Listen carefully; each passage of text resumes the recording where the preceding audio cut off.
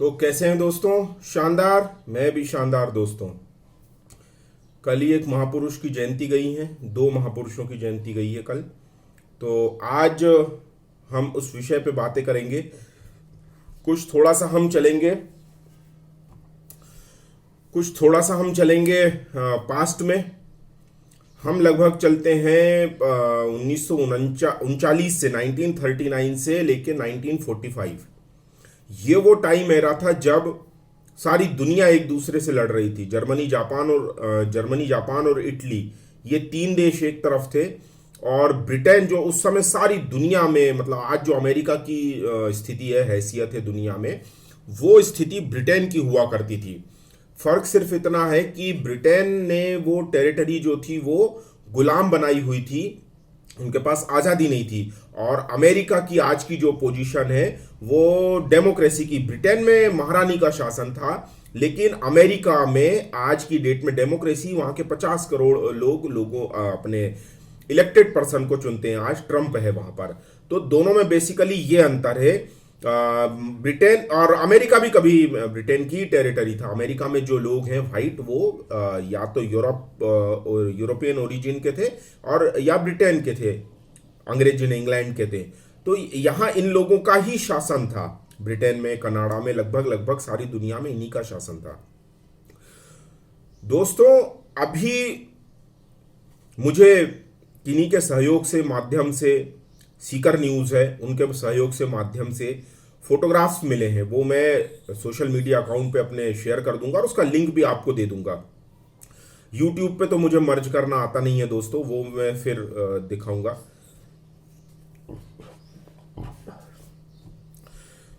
ये सारी फोटोग्राफ्स जो देखें, उसको देखने के बाद दोस्तों आपके सोचने का तरीका बदल जाएगा। हमें सिखाया जाता है आज़ादी बिना खड़क बिना ढाल के मिली। तो ब्रिटेन जो दुनिया भर में या तो बर्बादी कर रहा था या बर्बादी झेल रहा था, जो दुनिया भर में युद्ध कर रहा था या युद्ध झेल रहा था, तो ये किसका पार्ट था? क्या भारत सेकेंड वर्ल्ड वॉर की जो लड़ाई ब्रिटेन लड़ रहा था ब्रिटिशों के साथ, भारत जो गुलाम देश था, ब्रिटिश इंडिया उसको कहा जाता था, ब्रिटिश जो रूल करते थे, उसमें हजारों सैनिक, भारत के सैनिकों के लड़े बिना क्या ब्रिटेन लड़ सकता था या ब्रिटेन सरवाइव कर सकता था?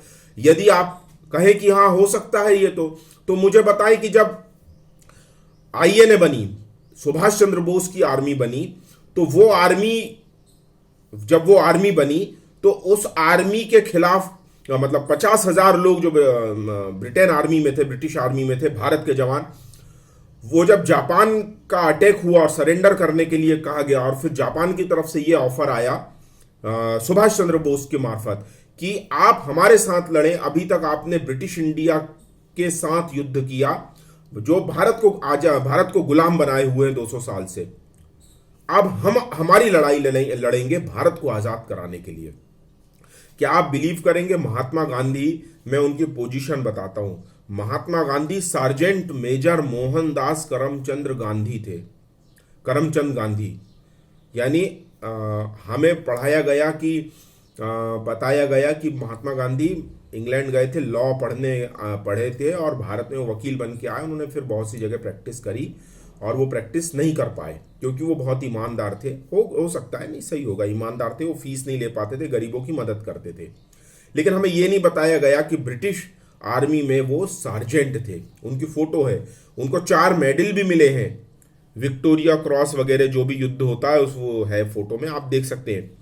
और जो उनकी टुकड़ी थी उसमें भी बीच में बैठे हैं सार्जेंट मेजर मोहनदास करमचंद गांधी। पूरा नाम है बाकायदा दोस्तों, आप फोटोग्राफ्स के देख सकते हैं। ये मैं नहीं कह रहा हूं, ये बीबीसी कह रहा है, बीबीसी लंदन, ठीक है, वहीं से फोटोग्राफ्स आए हैं। युद्ध के फोटोग्राफ्स आए हैं जो पूरे दुनिया में ब्रिटेन ने लड़े थे, या ब्रिटेन लड़ा था, या कौन दोषी था कौन नहीं वो हम नहीं कह रहे हैं, लेकिन ब्रिटेन ने युद्ध लड़ा था, ये सच्चाई है। और वो ब्रिटेन, फ्रांस और अमेरिका एक तरफ हो गए थे, जर्मनी, जापान और इटली एक तरफ थे। अब आपको मैं बता रहा हूं, British economy had been heavily गियर towards war production at around 55% of GDP. यानी वो न्यूज़ को मैं ये बताना चाह रहा हूँ, तो जो न्यूज़ है 55% जीडीपी गिर गई थी। क्यों? क्योंकि लाखों सैनिक, चाहे भारत के हो, ब्रिटेन के हो या ऑस्ट्रेलिया के हो, ये सब ब्रिटेन के साथ उस वर्ल्ड वॉर में लड़ रहे थे।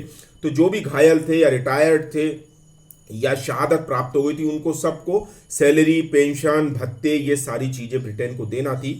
कोई भी देश तभी तरक्की करता है, बड़ा बनता है, जब उसके बिजनेसेस चल रहे हो, उसकी जीडीपी, इकोनॉमी ग्रोथ हो और वो कम से कम वॉर टैक्टिक्स में गया हो। यानी अगर मान लीजिए इकोनॉमी भी अच्छी है तो भी ठीक बात है, लेकिन इकोनॉमी अच्छी होने के बाद भी अगर वो अनप्रोडक्टिव चीजों में, बॉम्बिंग में, युद्धों में अगर वो ज्यादा जाता है, वो देश, या अनावश्यक युद्ध झेलता है या लगातार युद्ध करता रहता है, तो कहीं ना कहीं उसकी बैकबोन टूटती ही है। आज के देश, आज के समय में आप देखिए, चांद तक जाने का जितना खर्च था, 4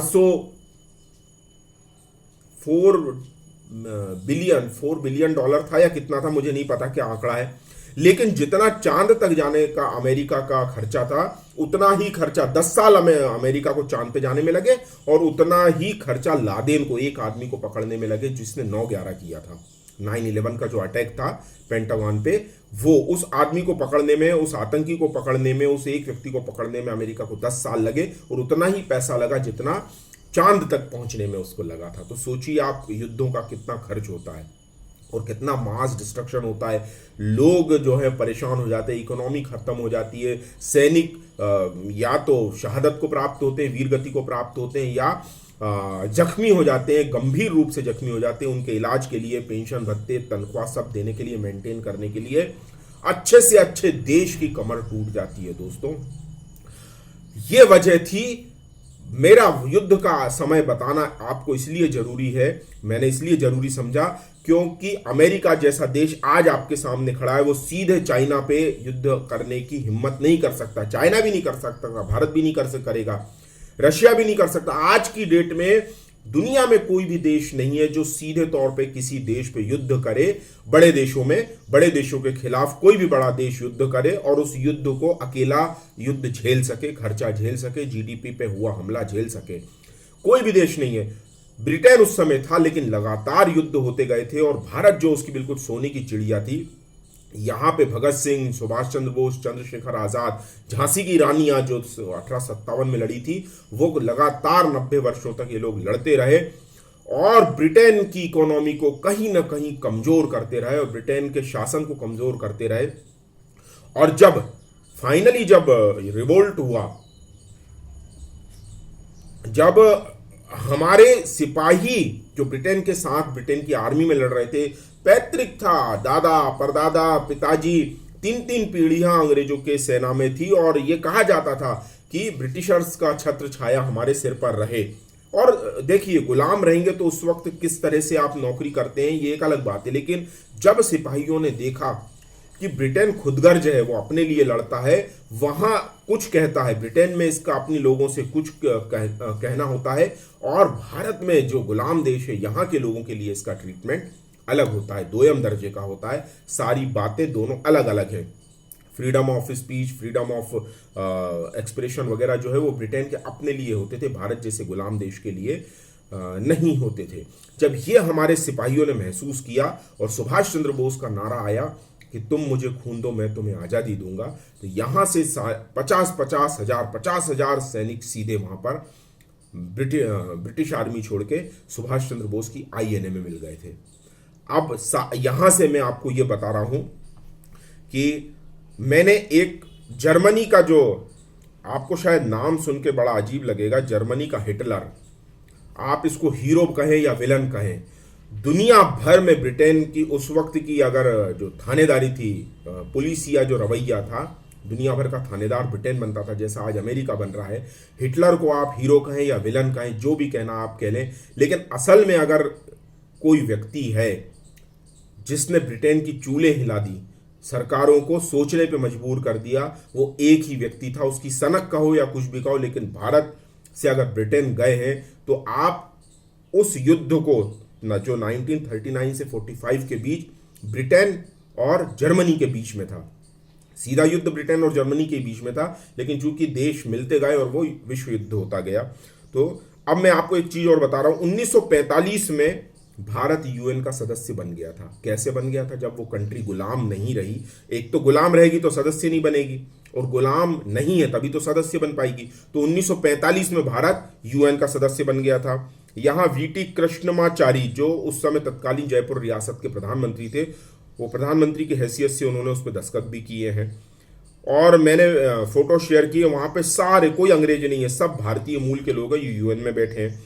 हंसा जीवाजी मेहता, हंसा जीवराज मेहता, ये महिलाओं की तरफ से प्रतिनिधित्व कर रही हैं यूएन में। झंडा भी इन्होंने फहराया है महिला प्रतिनिधि की तरफ से, तिरंगा यूएन में। बहुत क्राउड है, देख इतना क्राउड है वहां पे कि कोई झूठ बात उस समय नहीं हो सकती।